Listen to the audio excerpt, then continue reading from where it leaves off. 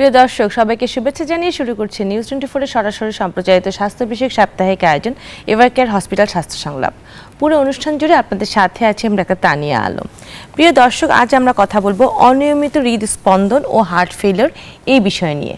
এই বিষয়ে কথা বলার জন্য আমাদের সাথে আজ উপস্থিত আছেন অধ্যাপক doctor Mohammad Atahar Ali, electrophysiologist and heart failure specialist, Evercare hospital, Dhaka. প্রিয় দর্শক, অনুষ্ঠানটি সরাসরি সম্প্রচারিত হচ্ছে। আপনারা স্ক্রিনে দেখানো নাম্বারে ফোন দিয়ে প্রয়োজনীয় পরামর্শ নিতে পারবেন। আসসালামু আলাইকুম। কেমন আছেন? জি আছি, ভালো আছি। আজকে কিন্তু আমরা খুব গুরুত্বপূর্ণ একটা বিষয় নিয়ে আলোচনা করব, যেটার আসলে কিছু টপিকস টার্ম আছে আমাদের দেশে, যেটা আমরা বাংলাতে ইংলিশে বলতে বেশি কমফোর্ট ফিল করি, যেমন অনিয়মিত হৃদস্পন্দন। এটাকে আমরা বলি অ্যাবনর্মাল হার্টবিট। হঠাৎ করে দেখা যায় যে অনেকেই মনে করে যে অ্যাবনর্মাল হার্টবিট হচ্ছে বা বুক ধড়ফড় করছে, যারা বোঝে যে ইসিজি করলে সেটা পাওয়া যায়। তো এই যে অনিয়মিত হৃদস্পন্দন, এটা সাধারণত কি এবং এটার লক্ষণগুলো কি, এই বিষয়ে একটু বলবেন। ধন্যবাদ আপনার প্রশ্নের জন্য। আসলে জিনিসটা বোঝার জন্য দেখেন, আমাদের যে হৃদস্পন্দন যে হচ্ছে, আমাদের মানুষের কিন্তু এই হৃদস্পন্দন দিয়ে কিন্তু জীবন শুরু হয়। মায়ের পেটের ভিতরে this is the first organ যেটা কাজ শুরু করে, and this is the last organ যেটা বন্ধ হয়ে গেলে কিন্তু লাইফ শেষ। তো এই যে অলওয়েজ যে হৃদস্পন্দন হচ্ছে, হার্টবিট হচ্ছে, এটা কি আমরা টের পাই? এটা কিন্তু আমরা নর্মালি টের পাই না। এটা এখন আমার হচ্ছে, আমি কিন্তু টের পাচ্ছি না। কিন্তু যখন টের পাবো যে ইয়েস আমার heart is beating, that is the palpitation. ওটাই হলো কিন্তু প্যালপিটেশন, আমি বুঝতে পারছি যে আমার হার্ট বিট করছে। তো এইটা কিন্তু সবসময় রোগ না, প্যালপিটেশন হতে পারে। যেমন পরীক্ষার হলে গেলে, যেমন আমি এখানে আসছি, আমার এখনই মনে হচ্ছে বুক ধড়ফড় করছে, পরীক্ষার হলে গেলে তখন কিন্তু প্যালপিটেশন হবে। বাট দিস ইজ ফিজিওলজি, এটা নর্মাল। কিন্তু যখন এইটা কিছুটা অন্য ফর্মে হবে, বিশেষ করে অনিয়মিত কথাটা ঠিক না, মানে এটা রেট কিন্তু বেশি হতে পারে, নিয়মিত অথচ বেশি, নিয়মিত অথচ কম, অথবা অনিয়মিত ইরেগুলার। তো সেজন্য এই প্যালপিটেশনের ঠিক আবিধানিক বাংলা অর্থ কিন্তু অনিয়মিত মানায় না। অনিয়মিত বলতে আমরা ঠিক মিন করছি যে some abnormalities of the heartbeat, but this is not necessarily always একটা অ্যাবনর্মাল হার্টবিট। তো এইটাই হচ্ছে কিন্তু প্যালপিটেশন, যে নিজের হার্টবিট যখন নিজে বুঝতে পারবো যে আমার heart is beating, that is the palpitation. কিন্তু এর অর্থ এই না যে এটা সবসময় ডিজিজ বা এর চিকিৎসা লাগবে, কারণ এটা হচ্ছে কখনো কখনো নর্মাল ফিজিওলজিতে হয়। জ্বর হলে হবে, দৌড় দিলে হবে, ভয় পেলে হবে, রাগ করলে হবে, পরীক্ষার হলে গেলে হবে। তো সেটা হচ্ছে নর্মাল ফিজিওলজিক্যাল। কিন্তু এটা কখনো কখনো রোগের পর্যায়ে হয়, তখন এটার চিকিৎসা লাগে। সবসময় যখন কারো থাকে এরকম দেখা যাচ্ছে, কোনো স্পেশাল কিছু না, যেটা বললেন যে পরীক্ষার হল, হঠাৎ করে আমরা খুব এক্সাইটেড হয়ে গেলে, এরকম ছাড়াও যদি কারো কন্টিনিউয়াস যদি এরকম বুক ধড়ফড় করতে থাকে, যেটা আমরা ইসিজিতে বা যে কোনো পরীক্ষা নিরীক্ষা করলে বোঝা যায়, তখন সেটা রোগের পর্যায়ে পড়ে যায়।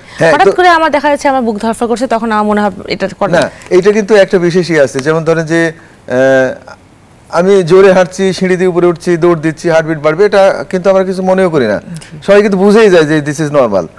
কিন্তু বসে আছি, যেমন এখন আমি বসে আছি, হুট করে হঠাৎ করে সাডেনলি এটা বিট দেওয়া শুরু করলো, আমি জানি যে আমার হার্টবিট কত, কিন্তু দেখা যায় তখন 130, 40, 50, 60 এরকম হার্টবিট হচ্ছে, এবং মানে বুকের ভিতরে হার্ট একদম এরকম এরকম লাফাচ্ছে আর কি, মনে হচ্ছে বুক ফেটে হার্ট বেড়ে যাবে। অনেকের হচ্ছে পাশাপাশি তখন কিন্তু গলাও লাফাতে থাকে। তো এই যে বুক লাফাচ্ছে, গলা লাফাচ্ছে, সাডেনলি প্যালপিটেশন, শ্বাসকষ্ট শুরু হয়ে গেল, পানি খাওয়ার পিপাসা হলো, ঘন ঘন প্রস্রাব লাগছে, এই ঘটনাটা তখন কিন্তু এটা নর্মাল না, তখন কিন্তু যে কেউ বুঝবে সামথিং হ্যাপেনিং গোয়িং রং। এই জিনিসটা হচ্ছে ডিজিজ, এইটা হচ্ছে কিন্তু ডিজিজ। তখন তো রোগী নিজেই বলবে যে এটা আমার কিন্তু স্বাভাবিক না, আমাকে কোথাও নিয়ে চলো, এটা কিন্তু বোঝা যায়। তো এটা কিন্তু বেশিরভাগ ক্ষেত্রে এটা স্টার্ট সাডেনলি, সাডেনলি স্টার্ট করে, বন্ধও কিন্তু অনেক সময় সাডেনলি হয়, আবার কখনো কখনো স্পেশাল চিকিৎসা ছাড়া বন্ধ হয় না। তো দ্যাট ইজ দ্য ডিজিজ, ওইটাই হলো কিন্তু আমরা যেটা মিন করছেন আপনি যে অনিয়মিত হৃদস্পন্দন, আসলে ওইটাই। আচ্ছা, কারণ কি কি হতে পারে? যে মানে নর্মাল যেটা আমরা জেনে গেছি যে ফিজিওলজিক্যাল কিছু কারণ আছে, কিন্তু যদি সেটা ডিজিজ পর্যায়ে চলে, রোগ পর্যায়ে পড়ে যায়, সেক্ষেত্রে কারণ কি হতে পারে? আচ্ছা, সেক্ষেত্রে দুই ধরনের হতে পারে। এক হচ্ছে যে জন্মগত, অর্থাৎ এই রোগের যে বেসিক যে আমরা যেটাকে বলি সাবস্ট্রেট, অর্থাৎ এই রোগ হওয়ার যে মেকানিজম হার্টের ভিতরে, সেটা কিন্তু অনেকে জন্মগতভাবেই মানে নিয়ে জন্মায় আর কি। তো এই একটা হতে পারে যে জন্মগত, আর একটা হতে পারে যে পরবর্তীতে লাইফে অন্য কোনো রোগের একটা সাইড ইফেক্ট বা কমপ্লিকেশন হিসেবে হলো। যেমন ধরেন যে প্রেশার, হাইপারটেনশন, অথবা হার্ট অ্যাটাক হয়ে হার্ট বড় হয়ে গেল, হার্ট ফেলিওর, অথবা কারো হার্টে জন্মগত ত্রুটি আছে, যেমন ESD VSD আমরা বলি, PDA, এই সমস্ত রোগগুলো। আবার অনেকের বাতজ্বরজনিত হার্টের ভালভের রোগ থাকে, এই চারটে কিন্তু কমন, যে হাইপারটেনসিভ হার্ট ডিজিজ অথবা হার্ট অ্যাটাক থেকে হার্ট ডিজিজ অথবা জন্মগত কনজেনিটাল হার্ট ডিজিজ অথবা ভালভুলার হার্ট ডিজিজ, এই সমস্ত রোগের সাথে এদের কমপ্লিকেশন হিসেবে এটা হয়। তার মানে আইদার জন্মগত বা যেটাকে আমরা বলছি কনজেনিটাল অথবা অ্যাকোয়ার্ড বা এই সমস্ত রোগ থেকে হলো। মেইনলি কিন্তু বেসিক্যালি এই দুটাই। এ বাদে আরো কতগুলো রোগ আছে যেখানে হার্ট ভালো, that is basically that is not the primary problem of the heart, কিন্তু অন্য রোগের জন্য হচ্ছে।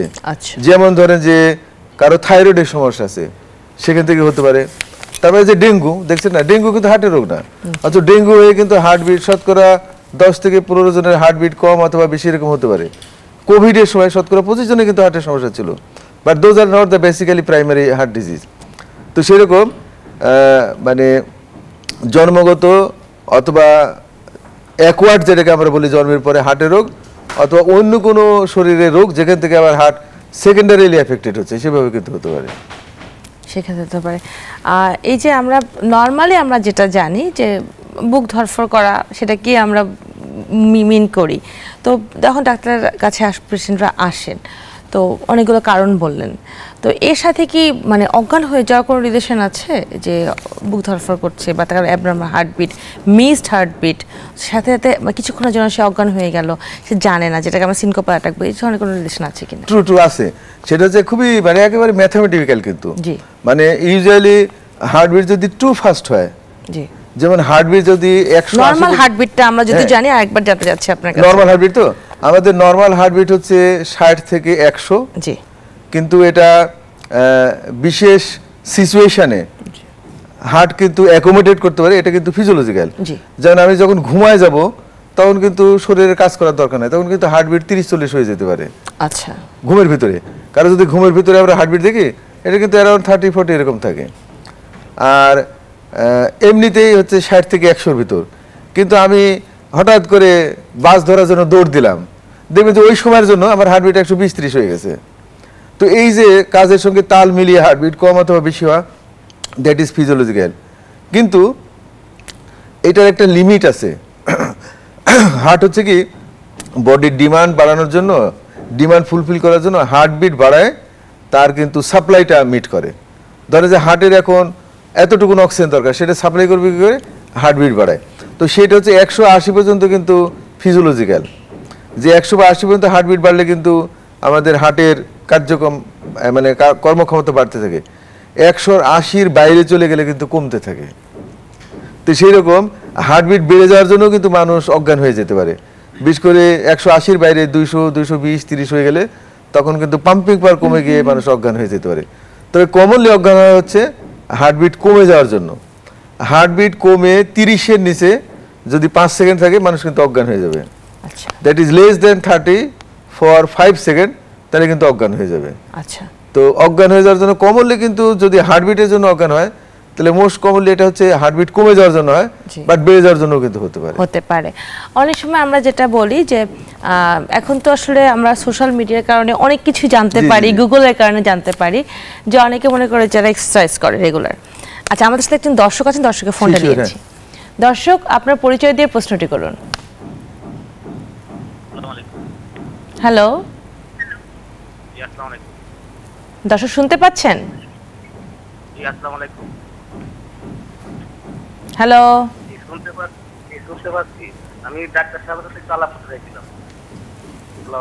দর্শক আপনার পরিচয় দিয়ে প্রশ্নটি করুন। আমি সিলেট থেকে বলছিলাম, শাহ আলম। জি, সিলেট থেকে বলছিলেন। জি, আমি বলতাম কি স্যার, আমি হঠাৎ মানে আমার ওই যে হার্টের যে স্পিড, মানে আমি যখন একটু পরিশ্রম করতে যাই, তখন আমার ওই শরীরে মানে তিন মানে ডিজিং করে আর কি, আমার যে সারা শরীরে এটা কেন হয় বা কেমনে কিভাবে সম্ভব? আপনি দর্শক, আপনি আপনার প্রশ্নটি আরেকবার করবেন। আমি বলছিলাম কি যে আমি যখন পরিশ্রম করি তখন কিন্তু আমার যে হার্টের মধ্যে আমার মনে হয় যে বাড়ি বাড়ি থাকে, বড় হতে। আচ্ছা, আপনার বয়স কত? আপনার বয়স কত? আমার বয়স যেটা 43, আমি বলে থাকি 43। আপনি আপনার কি ডায়াবেটিস, প্রেশার এই ধরনের কোনো সমস্যা আছে? জি, ডায়াবেটিস আছে, গত 3 দিন আগে আমার ছিল 11। আর প্রেশারের 180/30 180/130 130/80 মনে করছে মনে হয়। 130/80। আচ্ছা, আর যখন অনেক কাজ করেন তখন বুক ধরফর করে? আচ্ছা স্যার, কোনো প্রশ্ন আছে কি? না, আমার মনে হয় যে ওনার বয়স 43, ডায়াবেটিস আছে, ডায়াবেটিস আছে, প্রেশার নরমালি বললো, আর সিম্পটমটা বললো হচ্ছে কি? ধন্যবাদ দর্শক আপনার প্রশ্নের জন্য। সিম্পটমটা কি ছিল? যে যখন উনি অনেক কাজ করে বুক ধরফর করে। আচ্ছা, হ্যাঁ, এই যে আমার মনে হয় যে এই ঘটনাটাই যে মিন করে যে এটা সম্ভবত রোগ না, মোস্ট লাইকলি রোগ না, কারণ কাজ করতে গেলে হার্ট কাজের সঙ্গে তাল মিলিয়ে এটা তার হার্টবিট বাড়াবে, প্রেশার বাড়াবে, দ্যাট ইজ দ্য নর্মাল। কিন্তু কাজের ভিতর কারো যদি হার্টবিট না বাড়ে, যেমন ধরো যে কেউ দৌড় দিচ্ছে কিন্তু হার্টবিট বাড়ছে না, এটা কিন্তু অ্যাবনর্মাল, এটা কিন্তু ডিজিজ। তো আমার মনে হয় যে উনি যে কোশ্চেনটা করছে হয়তোবা অ্যাওয়ারনেসটা একটু বেশি, উনি হয়তো এটা ব্যাপারে ইয়েস, এরপরেও কিন্তু এটা ডিজিজ হতে পারে। আমি স্ট্রেট ওয়ে বলছি না যে this is not the disease, but এটা কিন্তু আনলাইকলি টু বি ডিজিজ, মানে এটা কিন্তু ফিজিওলজিক্যাল হওয়ার সম্ভাবনা বেশি। এটা এক্সক্লুড করতে হলে আমাদের কতগুলো, আমি নরমাল যদি কোশ্চেন করি যে কেউ তার অফিসিয়াল কোনো প্রোগ্রামে বা পরীক্ষা দিতে গেলে তার বুক ধরফর করে, এখন তার দেখা যাবে তার বসের কাছে প্রতিদিন যাচ্ছে, প্রতিদিনই তার বুক ধরফর করছে, প্রতিদিনই একই সমস্যা তার ফিল করছে, সেক্ষেত্রে কি সেটা ডিজিজ? যে যখনই সে তার বসের কাছে যাচ্ছে বা তার সিনিয়রের কাছে যাচ্ছে, সে একটা হঠাৎ করে তার ব্যাপারেশন শুরু হয়ে গেছে, বুক ধরফর করছে, সে অস্থির হয়ে যাচ্ছে, তারপরে আসার পরে আবার ঠিক হয়ে যাচ্ছে, কিন্তু এটা কি তাহলে ডিজিজ পর্যায়ে ফেলবেন? এটা কিন্তু একটা পর্যায়ে গিয়ে ডিজিজ। দেখেন যে সবগুলো রেসপন্সেরই কিন্তু একটা দুইটা প্যারামিটার আছে, একটা হচ্ছে অ্যাপ্রোপ্রিয়েট আর একটা হচ্ছে ইনঅ্যাপ্রোপ্রিয়েট। আপনি পরীক্ষা দিতে ধরেন যে 10 জন গেল, 10 জনের ভিতরে সবারই হার্টবিট বাড়বে, তো হার্টবিট বাড়ার কিন্তু একটা লেভেল আছে, তো সেই লেভেলের ভিতর যদি থাকে দ্যাট ইজ অ্যাপ্রোপ্রিয়েট, কিন্তু বাইরে যদি যায় তাহলে কিন্তু ইনঅ্যাপ্রোপ্রিয়েট। যেমন আর একটা এক্সাম্পল দিই, জ্বর হলে প্রতি ডিগ্রি জ্বরের জন্য 10 হার্টবিট বাড়ে। জ্বর মানে আপনার 98 আছে, 98 থেকে 99 হলো, 100 হলো, 101 হলো, 3 ডিগ্রি বেড়ে গেল, আপনার হার্টবিট কিন্তু 30 বেড়ে যাবে। আপনার বেসিক হার্ট রেট হচ্ছে 60, হয়ে যাবে এটা 90, কিন্তু 90 না হলে 150, এটা কিন্তু ইনঅ্যাপ্রোপ্রিয়েট।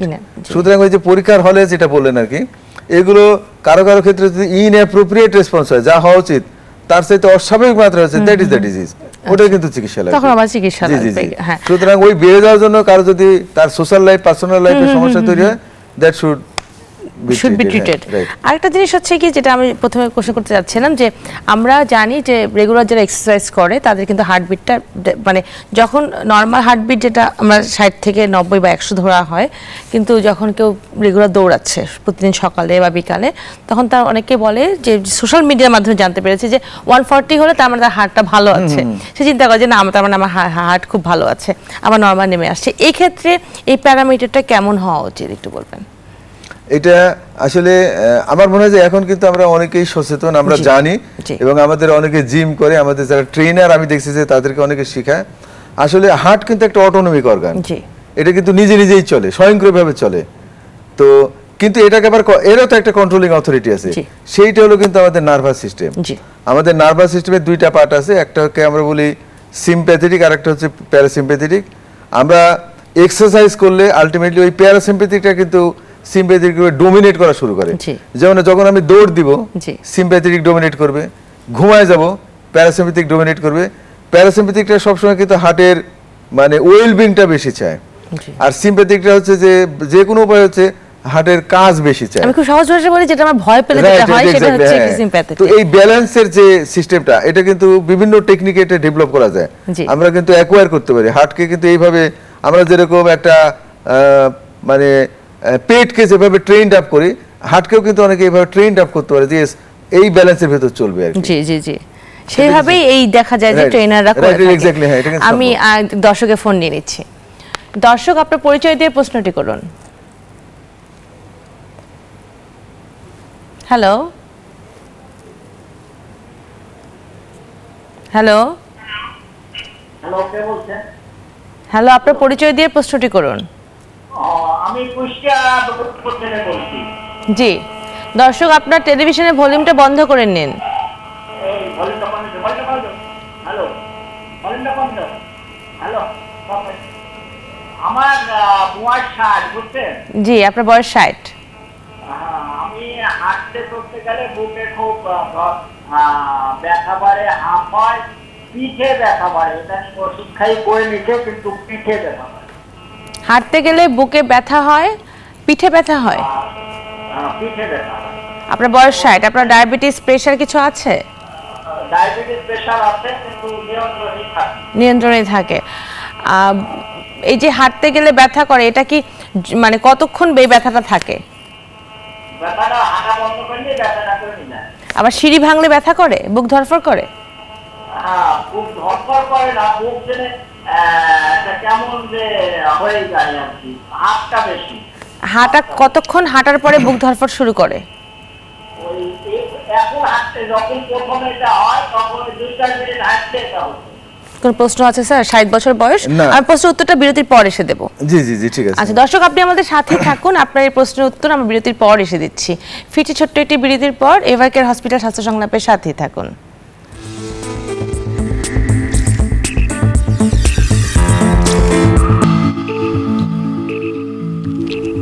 বিরতির পর আবারও স্বাগত জানাচ্ছি এভারকেয়ার হসপিটাল স্বাস্থ্য সংলাপে। আজ আমরা কথা বলছি অনিয়মিত হৃদস্পন্দন ও হার্ট ফেইলিওর এই বিষয় নিয়ে। আমাদের সাথে আছেন অধ্যাপক ডাক্তার মোহাম্মদ আতাহার আলী। স্যার, বিরতি যাওয়ার আগে একজন দর্শক ছিলেন, উনি কুষ্টিয়া থেকে ফোন দিয়েছেন, বয়স 60 বছর। তো উনি একটু হাঁটলেই ওনার বুক ধরফর করে, সিঁড়ি ভাঙলেও করে, একটু পরে ভালো হয়ে যায়। তো কি করা উচিত ওনার? আচ্ছা, আমার মনে হয় যে ওনার ডেসক্রিপশনটা না একেবারে টিপিক্যাল বুক পিকচারের মতো, যে চেস্টে এক ধরনের ডিসকমফোর্ট। এটা কিন্তু এক একজন এক একভাবে ডিফাইন করতে পারে। কেউ বলে যে বুক ব্যথা হচ্ছে, কেউ বলবে যে চাপ লাগছে, কেউ বলবে যে শ্বাসকষ্ট হচ্ছে, কেউ বলবে যে বুকের ভিতরে মনে হচ্ছে যে পাথর চাপা দিচ্ছে। এইরকম ডেসক্রিপশনটা কিন্তু ফিলিং অনুযায়ী পার্সন টু পার্সন ভ্যারি করবে। কিন্তু দুইটা ক্রাইটেরিয়া কিন্তু খুব ইম্পর্টেন্ট। একটা হচ্ছে এটা কাজ করতে গেলে বা হাঁটতে গেলে শুরু হয়, এবং দাঁড়ায় গেলে বা রেস্ট নিলে কমে যায়।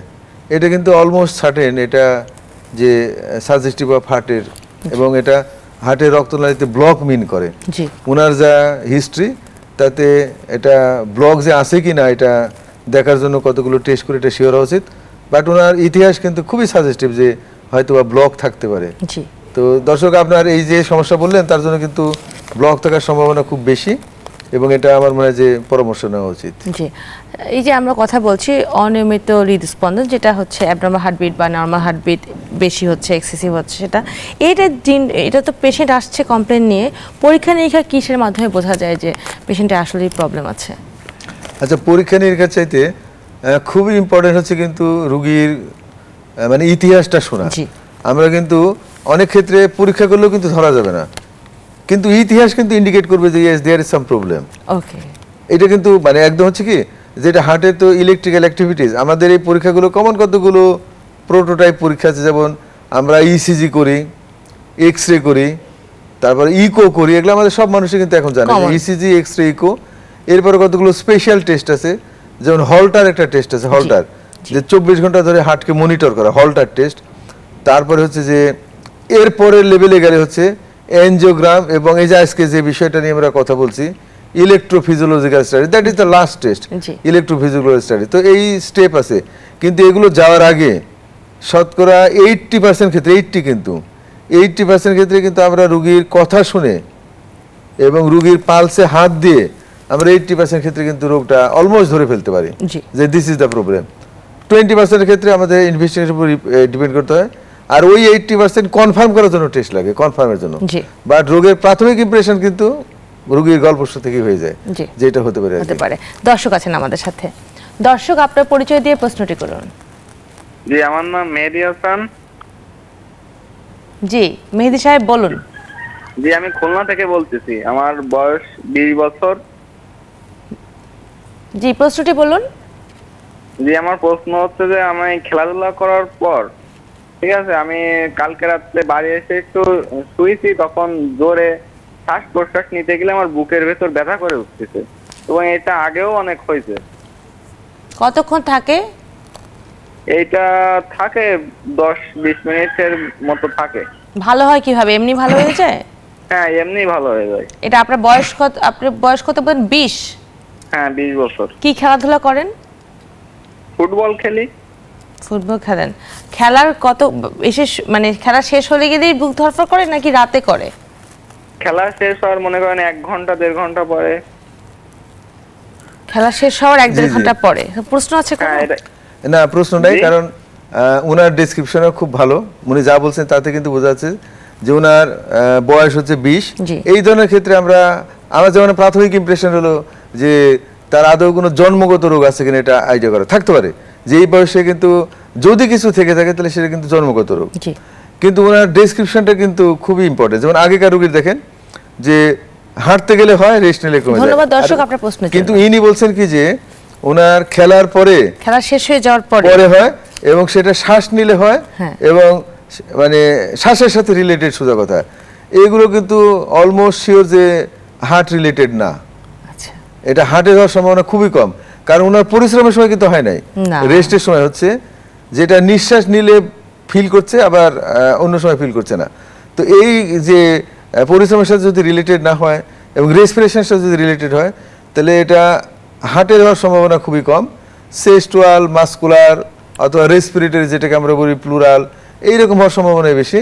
ওনার এটা হার্টের হওয়ার সম্ভাবনা খুবই কম। এই জন্য আসলে অত চিন্তা ভাবনা না করাই জি, উচিত জি, জি, সবকিছু হ্যাঁ, নিয়ে। খুবই কম এটা, হ্যাঁ। আমরা যেটা বলছিলাম যে এই যে পরীক্ষা নিরীক্ষার কথা বললেন, মেইনলি আসলে মেডিকেল সায়েন্সে ক্লিনিক্যাল পিকচারটাই সবচেয়ে বড় জি, জি, বিষয়, জি, আসলে এরপরে জি। ইনভেস্টিগেশনটা Right, আসে exactly. For the confirmation of the diagnosis. তো এই যে পরীক্ষা নিরীক্ষা হলো, পেশেন্টের ধরা পড়লো, এরপরে মানে কমপ্লিকেশন কি হতে পারে যদি কেউ বছরের পর বছরে হ্যাবিট এই হার্টবিটটা নিয়ে থাকে, সেক্ষেত্রে তার কমপ্লিকেশন কি ডেভেলপ করতে পারে? এটা ভালো কোশ্চেন করছেন। সেটা হচ্ছে যে আসলে হার্টবিট রিলেটেড সমস্যার সাথে কিন্তু একটা মানে বিশেষ ঘটনার রিলেশন আছে, সেটা হচ্ছে সাডেন ডেথ। জি। মানে সাডেন ডেথ এটা কিন্তু আমরা সাধারণ অবস্থায় এটার মানে মানে ভয়াবহতা কিন্তু আমরা ফিল করতে পারি না। কারণ হচ্ছে কি সাডেন ডেথের রুগীগুলো কিন্তু মানে হয় হচ্ছে হাসপাতালের বাইরে। জি। 95% অফ দ্য সাডেন ডেথ ঘটে কিন্তু হাসপাতালের বাইরে। অবশ্যই। কে কার খবর রাখে এটা কেউ জানে না। কিন্তু স্ট্যাটিস্টিক্যালি দেখা যাচ্ছে যে মানে গড়ে মানে আমাদের দেশেই প্রতি 5 মিনিটে একজন করে সম্ভবত সাডেন ডেথ হচ্ছে, মোস্ট লাইকলি কিন্তু এগুলোর খবর আমরা জানি না। বাট আমাদের যে সাডেন ডেথের যে রেকর্ড সেখানে কিন্তু স্ট্যাটিস্টিক্যালি দিস ইজ ট্রু, এবং সেগুলো কিন্তু মোস্টলি হচ্ছে heartbeat for related. The heartbeat reason. আচ্ছা, তো সুতরাং হার্টবিটের ঘটনার সাথে সাডেন ডেথের কিন্তু একটা রিলেশন আছে। আচ্ছা। যে সুতরাং কারো যদি হার্টবিটের, তো যেটা মিন করছে সেটা হচ্ছে যে আসলে হার্টবিটের সমস্যাটা এরকম যে এটা কিন্তু মেবি ভেরি সিম্পল, যে কোনো চিকিৎসাই লাগবে না। আমি লাস্ট অল বলে দিব যে আপনার আর কোনো ওষুধের দরকার নেই, বাট মেবি ভেরি ডেঞ্জারাস, যেটা যদি আমি ওভারলোক করি, যদি আন্ডার এস্টিমেট করি, তাহলে এখান থেকে কিন্তু সাডেন ডেথ হতে পারে। আচ্ছা। এইরকম কিন্তু এক্সট্রিম পর্যায়ে এটা চলে যেতে পারে। জি, জি। দর্শক আছেন আমাদের সাথে। জি, জি। দর্শক আপনার পরিচয় দিয়ে প্রশ্নটি করুন। আসসালামু আলাইকুম। ওয়ালাইকুম সালাম, কে বলছেন? আমি শফিক বলছিলাম মোহাম্মদপুর থেকে। জি। আমি কথা বলতে চাচ্ছিলাম স্যারের সাথে। আমার মেয়ের বয়স 8 বছর। জি। তার মাঝে মধ্যে 120-এর উপরে থাকে হার্টবিট। তো এটা কি মানে নরমাল নাকি অ্যাবনরমাল? আপনি আপনার মেয়ের বয়স 8 বছর, হার্টবিটটা কেন মেপেছেন? না, হঠাৎ সে এসে আমাকে বলে যে বাবা আমার বুকটা কাঁপছে। আচ্ছা, তখন কি ও খেলাধুলা করে কোনো কিছু নাকি চুপচাপ বসে থাকে বা পড়াশোনা করে? নরমালি থাকে, পড়াশোনা করে। এরকম মানে দিনের মধ্যে কয়বার হয়? দিনে হঠাৎ মানে 5-7 দিন, 10 দিন, 15 দিন পরে একবার দুইবার বলে আর কি। স্যার কোনো প্রশ্ন আছে? 8 বছর বয়স। না, এটা যদি আর কোনো সমস্যা না থেকে থাকে, উনি জানতে চাচ্ছেন যে এই হার্টবিটটা বেশি না স্বাভাবিক। হ্যাঁ সেটাই, মানে হঠাৎ করে কেন 120 হচ্ছে তার মেয়ের, 8 বছর বয়সী মেয়ের হার্টবিট? জি, এটা মানে উনি যা মিন করছে তাতে কিন্তু প্রায় সবসময় এরকম থাকে। মানে এটা খেলাধুলা বা অন্য সময় হয়তো আরো বেড়ে যায়, কিন্তু সবসময় থাকে। আমাদের আরেকটা কিন্তু এই হার্টবিট রিলেটেড নর্মাল ফিজিওলজি আছে, সেটা হচ্ছে যে জন্মের পরে কিন্তু সবচাইতে হার্টবিট মানে বেশি থাকে। তো যখন বয়স বাড়বে, ওজন বাড়বে, সাইজ বাড়বে, হার্টবিট কিন্তু গ্র্যাজুয়ালি কমে যাবে, এবং আমরা যখন অ্যাডাল্ট হব 18 বছরের পরে, তখন হার্টবিটটা হচ্ছে 60 থেকে 100-র ভিতরে স্থিতিশীল হবে। তো 18-র আগে স্টার্টিং ফ্রম জন্ম এই মাঝখানে কিন্তু হার্টবিটটা অনেক উপর থেকে 150 বা 160 থেকে আস্তে আস্তে কমতে কমতে আসে। সুতরাং 8 বছর বয়সে 120 এটা কিন্তু মোস্ট লাইকলি একেবারে নর্মালের কাছাকাছি। এটা কিন্তু খুব অস্বাভাবিক না। হয়তো আগে খেয়াল করে নাই, হয়তো এখন খেয়াল করছে। যখন সে বলে তখন খেয়াল করছে, জি, জি, নরমালিতে খেয়াল খেয়াল করছে। করা হয় না। তো এটা দেখতে হবে যে ওনার হার্টবিট হয়তো 110, 15, 12 এরকম থাকা উচিত ছিল, হ্যাঁ, আছে হ্যাঁ। একটু বেশি আছে। এটা সরাসরি হার্টের রোগ না হয়ে অন্য কিছু হতে পারে। হয়তো বা দর্শক যেটা জি, জি, করা জি, উচিত জি। যে নরমাল সময় বাচ্চাটার একটু হার্টবিটটা দেখলে হ্যাঁ। তখন দেখা যাবে যে নরমালি সে একরকমই পাবে। তো যদি এরকম কমপ্লেইন থাকে তাহলে অবশ্যই শুধুমাত্র একটা স্টেথো দিলে কিন্তু আমরা অনেক ক্ষেত্রে আইডিয়া করতে পারি যে আদৌ হার্টের কোনো সমস্যা আছে সমস্যা কিনা। আছে কিনা। আর এই বয়সে অনেক ক্ষেত্রে কিন্তু রক্ত শূন্যতা একটা খুব ইম্পর্টেন্ট কারণ। জি, আমরা কিন্তু প্রায় এটা মানে ওভারলুক করি জি। যে রক্ত শূন্যতা থাকলেও কিন্তু হার্টবিট বেড়ে যায় এবং শারীরিক অন্যান্য রোগ থাকলে তো হয়। তো এইটা সম্ভবত এটা হার্টের কোনো সমস্যা না, সমস্যা না, ভয় পাওয়ার কিছু নেই। Right, right, তবুও হ্যাঁ। তার উচিত নরমাল সময় জি, যখন জি, বাচ্চা জি। বলবে না, জি, জি। এই সময় তার হার্টটা দেখলে Exactly বোঝা right, যাবে। হ্যাঁ, exactly. আমাদের সাথে আরো একজন দর্শক আছেন। দর্শক, আপনার পরিচয় দিয়ে প্রশ্নটি করুন। আসসালামু আলাইকুম। ওয়ালাইকুম আমি সালাম। জেম নিজামুদ্দিন বলছি ধানমন্ডি থেকে। আমি আসলে দেশের বাইরে থাকি, তো আমার সমস্যা হলো আমি বেশ কিছুদিন ফাস্টিং করতেছিলাম প্রায় 20-22 ঘন্টা। তারপরে আমি খেতাম দুপুরে। তো হঠাৎ করে একদিন দুপুরে খাওয়ার পরে আমি ফিল করলাম যে আমার বুক দরকার করতেছে, মাথা ভারী ভারী লাগতেছে খাবার পরে এই ঘটনা। তো অক্সিমিটার দিয়ে আমি মেপে দেখলাম যে হার্টের বিট 40 নিচে। 14 আমি ডাক্তারের কাছে 40 এর নিচে। 40 এর নিচে, জি। 38, 38, 37 এরকম। তো আমি থাকতাম তখন সৌদি আরব। আমি ডাক্তারের কাছে গেলাম, উনি ওই যে ইসিজি করে দেখলো যে ইসিজি অ্যাবনর্মাল। তারপরে আমাকে ইকো করতে দিল, ইটিটি করলাম, অ্যান্ড ব্লাডের বিভিন্ন রকম টেস্ট করলো, ইনক্লুডিং ইলেকট্রোলাইটস, থাইরয়েডের টেস্ট। তো কোথাও সমস্যা পাওয়া যায় নাই। Echo was normal, ETT normal, but ওই যে আমার বিট গুলো ছিল কম। এরপর উনি হল্টার মনিটর দিলেন 2 বার আমাকে। হল্টার মনিটরে দেখা গেছে যে বিট 60 থেকে 90-র ভিতরে আছে, বাট অক্সিমিটারে দেখাচ্ছে 35। উনি যেটা ডক্টর আমাকে যেটা বলছে যে আমার এক্সট্রা বিট আছে।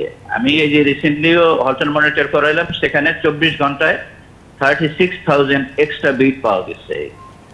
তো এখন আমার যে কমপ্লেক্সিটি যেটা, সেটা হলো খাবার পরে অনেক সময় মাথা খুব ভারী লাগে, আর আই ফিল মানে বুক ধরপড়ের এই বিষয়টাও আছে। আপনার বয়সটা কত? I am 48 years now.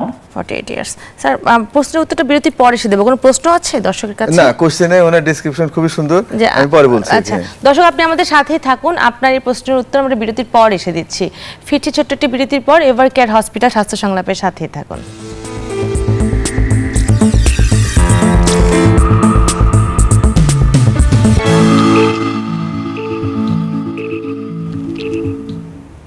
বিরতির পর আবারও স্বাগত জানাচ্ছি এভার কেয়ার হসপিটাল স্বাস্থ্য সংলাপে। আজ আমরা কথা বলছি অনিয়মিত হৃদস্পন্দন ও হার্ট ফেলিওর এই বিষয় নিয়ে। আমাদের সাথে আছেন অধ্যাপক ডাক্তার মোহাম্মদ আতাহার আলী।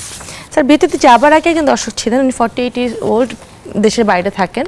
তো ওনার পুরো মানে ডায়াগনোসিসটা উনি বলে দিয়েছেন। তো এক্ষেত্রে ওনার কি করা উচিত আসলে? সে হল্টার মনিটরিং যেটা আপনাদের লাস্ট সেটা লাগানো হয়েছে, সেটাতেও পেয়েছেন অ্যাবনর্মাল হার্টবিট আসছে তার, তো সেক্ষেত্রে তার কি করা উচিত? আচ্ছা, আমার মনে হয় যে মানে সৌদি প্রবাসী ভাই যে ওনার ডেসক্রিপশনটা এত সুন্দর না, এবং পুরো ইতিহাস উনি টেস্ট সহ যে রেজাল্টটা বলছে, এখান থেকে কয়েকটা ইনফরমেশন খুবই ইম্পর্টেন্ট সবার জন্য, শুধু ওনার জন্য না, সবার জন্য খুব ইম্পর্টেন্ট। সেই জন্য আমি বলি যে উনি কিন্তু বলছেন যে খেলার পরে ওনার দেখলেন যে হার্টবিটটা কমে 40 হয়েছে, এবং পরে পরীক্ষা নিরীক্ষা করে ডাক্তাররা বললো যে মানে কিছু এক্সট্রা বিট আছে।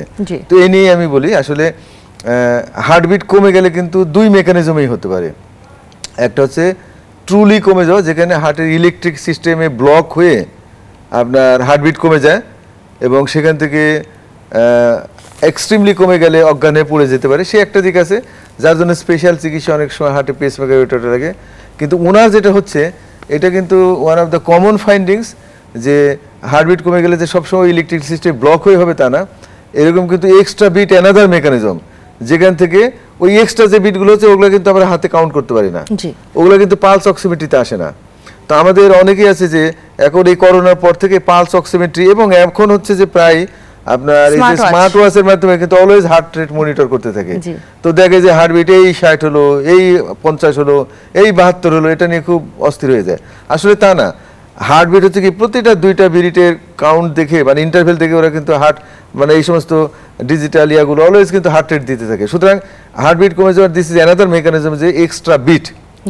এই এক্সট্রা বিটের জন্য হার্টবিট কমে গেলে এটা কিন্তু দুইটা জিনিস আছে। একটা হচ্ছে যে অনেক ক্ষেত্রে এটা কিন্তু মানে কোনো চিকিৎসা লাগে না, আবার অনেক ক্ষেত্রে লাগে। উনি যে কোশ্চেনটা করেছে উনি কিন্তু সব বলছে যে ওনার ইকো নর্মাল, মানে হার্টে কোনো স্ট্রাকচারাল ডিজিজ নাই, ইটিটি নর্মাল, তার মানে হার্টে কোনো ব্লক নাই, কিন্তু হলটারে পাওয়া গেছে উনি যেন কত হাজার বললেন, 46,000। হ্যাঁ 46,000, মানে প্রায় 30% 40%-এর বেশি। তো আমরা কিন্তু কারো হার্টের যদি অন্য কোনো রোগ না থাকে, মানে echo normal, ETT normal, only হলটারে পাওয়া গেছে, তখন কিন্তু এটা খুব ইম্পর্টেন্ট।